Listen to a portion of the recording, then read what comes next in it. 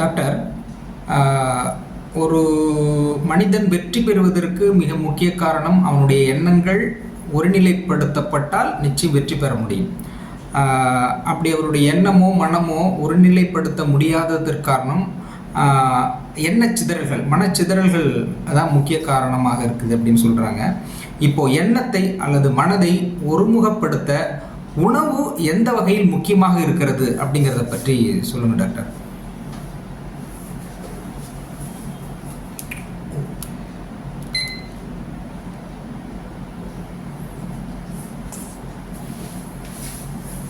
மனிதன் உடல், மனம், ஆன்மா இந்த 3 விஷயங்களால் கட்டமைக்கப்பட்டவன் ஒரு மனிதன் அப்படின்னு சொல்லி சொன்னா is made up of or he is made up of உடல், மனம், ஆத்மா, பாடி, மைண்ட் அண்ட் சோல். இந்த பாடி, மைண்ட் அண்ட் சோல் இல்லாமல் ஒரு மனிதன் இயங்க முடியாது. ஸோ ஃபர்ஸ்ட் ரெகுலேட்டர் வந்து ஆன்மா. அந்த ஆன்மா வந்து உடலை இயக்குது. இந்த உங்கள் உடலை வந்து ஆப்ரேட் பண்ணுறது வந்து ஆப்ரேட்டர் வந்து ஆன்மா தான். இந்த ஆன்மாவை வந்து யாரும் அதை நம்ம கூடவே 24 hours 365 days from the minute of birth till the minute of death வரைக்கும் இருக்கு. அந்த ஆத்மா நம்மளை விட்டு பிரிஞ்சு போகும்போது தான் உயிர் போயிடுச்சுன்னு சொல்லிடுறோம். ஸோ இந்த ஆத்மாவை நாம் உணர்வது, நம்ம கூட தான் இருக்கான நம்ம உணர்வது. இந்த ஆத்மா தான் பாடியை கண்ட்ரோல் பண்ணுது த்ரூ த மைண்ட். ஸோ ஆத்மாவுக்கும் பாடிக்கும் மத்தியில் இருக்கிற கண்டக்டர் வந்து மைண்ட். இந்த மைண்டு தான் ஒரு மனிதனுடைய வாழ்க்கையினுடைய தரத்தை நிர்ணயிக்கிறது.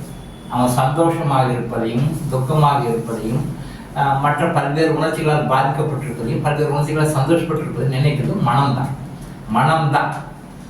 இந்த மனிதனுடைய சிறப்பை தான் அகத்தி தெரியாது. மனமது செம்மையானால் மந்திரம் தெளிக்க வேண்டாம். மனமது செம்மையானால் மந்திரம் தெளிக்க வேண்டாம் அகத்திய சொல்லியிருக்கார். இந்த மனதை வந்து எப்படி ஹேண்டில் பண்றதுன்னு தெரியல இன்னைக்கு இருக்கிற மக்களுக்கு. மனதை how to handle our mind அப்படின்னு தெரியல.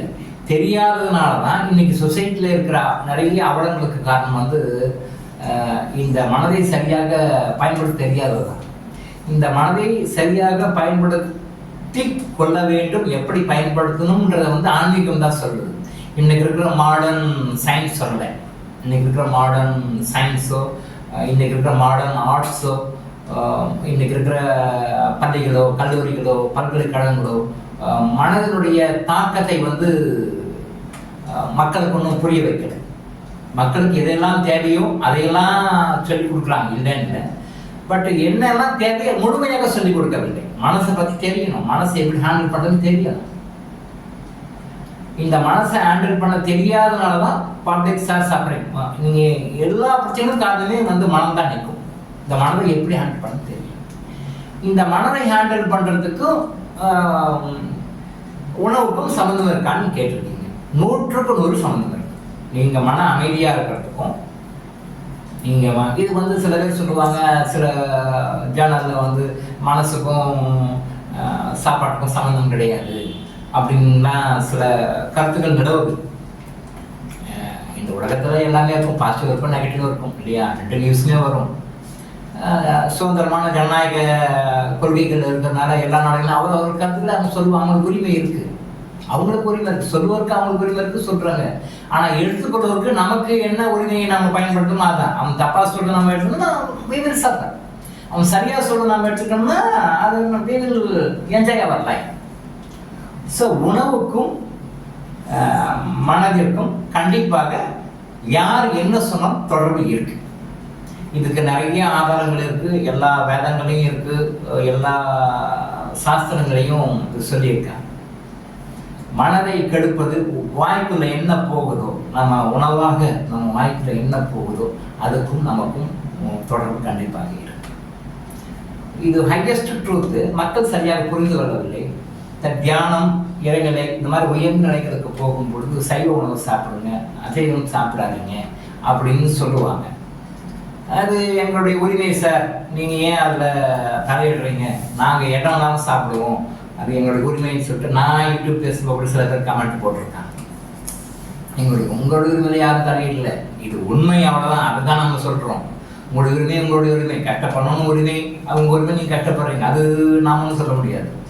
பட் அசைவ உணவு உங்களுடைய மனதினுடைய பக்குவத்தன்மையை, மனதினுடைய செயல்பாட்டை பாதிக்கிறதுன்றது உண்மை. நீங்கள் சைவ உணவு சாப்பிட்றவங்களுக்கு ரொம்ப அதிகமாக கோபம் சம்மந்தப்பட்ட உணவுகள் அவ்வளோ வராது. நான்வெஜ் சாப்பிட்றவங்களுக்கு இந்த மாதிரி உணவுகள் வரும்.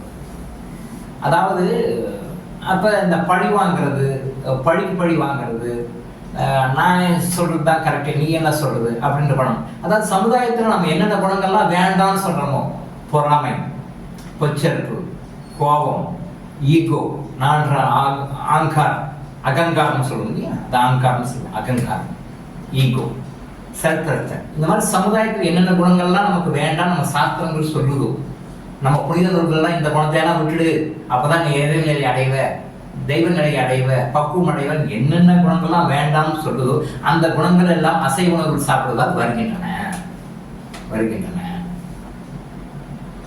அப்புறம் ரீசெண்டாக இப்போ டின்னடு பேக்கடு ஃபுட்ஸ், இந்த இப்போ வந்து திரும்பி கல்ச்சராக வரும். டின்னடு பேக்கடு ஃபுட்ஸ் சாப்பிட்றது ஒரு கல்ச்சர், ஸ்பெஷல் கல்ச்சராக வந்துட்டு இப்போ ரீசெண்டாக.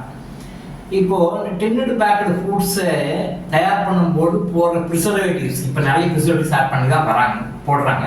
இந்த ப்ரிசர்வேட்டிவ்ஸ் ஆட் பண்ணுற எல்லா பொருட்களுமே நம்மளுடைய மனதை பாதிக்கின்றன அப்படின்னு ஒரு ரீசர்ச் ரிப்போர்ட் இருக்கு. நம்முடைய மனதை பாதிக்கின்றன. அப்போது சாதாரணமாக சமைக்கப்பட்ட ஒரு உணவையோ இயற்கையாக சமைக்கப்பட்ட ஒரு உணவையோ சாப்பிட்றவங்களுக்கு குணங்கள் தான் வித்தியாசம் உண்டு. ஒரு கோபம் வந்தால் கூட கோபத்துடைய ரேஷியோ சைவ உணவை சாப்பிட்றதுக்கு ஒரு மாதிரி இருக்கும், அதை விட அசைவ உணவு சாப்பிட்றவருக்கு, ரெண்டையும் கலந்து சாப்பிட்றவருக்கு அது ஒரு விதமாக இருக்கும். அசைவ உணவு மட்டுமே சாப்பிட்றதுக்கு இதோட அதிகமாக இருக்கும். இப்போ இந்த குணங்கள் வந்து எல்லாருக்கும் ஒரே மாதிரி இருக்குமான்னு சொல்ல முடியாது, அதுக்கு நிறைய உள்ள அது கர்மிக் ரீசன்ஸ் நிறைய இருக்கு. பட் இந்த அசைவ உணவுகள் நம்முடைய கோபத்தின் தன்மையை கண்டிப்பாக அதிகரிக்கும். காரம் சம்பந்தப்பட்ட உணவுகள், ஸ்பைசி ஃபுட்ஸ் சொல்லுவது இல்லையா, அந்த ஸ்பைசி ஃபுட்ஸ் சாப்பிட்றவங்களுக்கு கோபத்தை கண்ட்ரோல் பண்ண முடியாது. இப்போ நீங்கள் ஃபார் எக்ஸாம்பிள் ஒரு கொலை பண்ணுறவங்க அல்லது சமுதாயத்தில் பெரிய ஒரு வெட்கக்கேடான ஒரு கிரைம்ஸை பண்ணுறவங்களுடைய ஃபுட்டெல்லாம் எடுத்து பார்த்தீங்க அப்படின்னு சொல்லி சொன்னால், நான் சொல்கிறதெல்லாம் கண்டிப்பாக இருக்கு, அதை அவாய்ட் பண்ண முடியாது, மாற்றவே மறுக்க முடியாது. உணவு தான் ஒரு மனிதனை தவறு செய்ய தூண்டுவதற்கான ஒரு அடிப்படை காரணியாக அமைகிறது, பேசிக் ஃபேக்டராக அமைகிறது. ஸோ உணவை சரி பண்ணாமொழிய ஒரு மனிதனுடைய குணங்களை மாற்ற முடியாது. ஒருவனுடைய குணத்தை இப்போ நீங்கள் நல்லவனாருன்னு சொல்லிட்டு இருக்கோம், அவன் வந்து டின்னடு ஃபுட்ஸு, பேக்கடு ஃபுட்ஸு, அப்புறம் இந்த மாதிரி நான்வெஜ் ஃபுட்ஸ் இதுலேயே வந்தவன் கண்டிப்பாக நல்லா இருக்க முடியாது, அவன் இருக்க விடாது. அந்த உணவு போய் அந்த கேரக்டர் பண்ணும். இன்னும் சொல்ல போனால் ஒரு ரீசர்ச் ரிப்போர்ட் சொல்லுது, நம்ம வீட்டுக்கு அடிக்கிற ஏனாமல் கலர் பெயிண்ட்ஸ்லாம் இல்லையா, வால்ஸ் கிடைக்கும், சுற்றி சவர்கள் அடிக்கணும் இல்லையா, இந்த கெமிக்கல் வந்து நம்மளுடைய மைண்டை மாற்றணும் ஒரு ரீசர்ச் ரிப்போர்ட் இருக்கு. நல்லா பார்த்துக்கோங்க. நம்ம வசிக்கிற வீட்டுக்கு ஒரு டிஸ்டம்பர் கலர் கொடுக்குறோம், அந்த கொடுக்குற கலரில் போடுற அந்த கெமிக்கல்ஸு நம்மளுடைய பிரெயினை அஃபெக்ட் பண்ணி நம்மளுடைய தாட் ஃபார்மை மாற்றுகிறது அப்படின்னு சொல்லிட்டு ஆராய்ச்சி பண்ணி ஒரு ரிப்போர்ட் இருக்கு. அப்போ அது நம்முடைய குணத்தை, நம்முடைய உணவை மாற்றுகிறது. அப்போ உணவுகளும் கண்டிப்பாக நம்முடைய குணங்களை மாற்றுகின்றன. அதனால தான் இந்த மாதிரியான உணவுகளை சாப்பிட வேண்டாம், இந்த மாதிரி உணவுகளை சாப்பிட வேண்டாம். இதை நம்ம சாஸ்திரங்கள் வந்து சாத்வீக உணவு, தாமச உணவு, ரஜச உணவுன்னு சொல்லி மூணாக பிரிப்பாங்க. சாத்வீக உணவு ஒரு வகையான ஹையர் கேரக்டர்ஸை கொடுக்கும், அதுக்கு அடுத்தது ரஜசம் சொல்லுவாங்க, இரண்டாவது தரம் அது. அந்த வகையான உணவுகள் அந்த மாதிரியான கேரக்டர் கொடுக்கும். தாமச உணவு low characters, very poor low characters இதை கொடுக்கும். இந்த உணவுகள் வந்து இந்த குணங்களை எல்லாம் கொடுக்கும். ஸோ அந்த சாப்பிட்றாங்க அந்த குணங்கள் கேரக்டர்ஸ் இருக்குன்னு சொல்லிட்டு நான் சொல்லலை, நம்முடைய மகான்கள், முனிவர்கள், சித்தர்கள்லாம் ஆராய்ச்சி பண்ணி கண்டுபிடிச்சி எழுதி வச்சுட்டு போயிருக்காங்க. டாக்டர் இளங்கோ எதையும் புதுசாக சொல்லலை, அவங்களாம் என்ன எழுதி வச்சுட்டு போயிருக்காங்களோ அதை நம்ம எடுத்து தொகுத்து doctor Ilango Ayush hospital YouTube channel மூலமாக உங்களுக்கு சொல்கிறோம். இந்த விஷயங்களை அவங்ககிட்ட எடுத்து நம்ம சொல்கிறோம். இதை நீங்கள் புரிஞ்ச வாழ்க்கையில் ஃபாலோ பண்ணி நீங்கள் நல்லா இருப்பீங்க. அவ்வளோ. டாக்டர் இளங்கோ ஆயுஷ் ஹாஸ்பிட்டல் வழங்கும் விழிப்புணர்வு இது. தொடர்ந்து இது மாதிரி பல அவேர்னஸ் வீடியோக்களை பார்க்க நம்ம சேனலை சப்ஸ்கிரைப் பண்ணிட்டு பெல் பட்டனை ப்ரெஸ் பண்ணுங்க.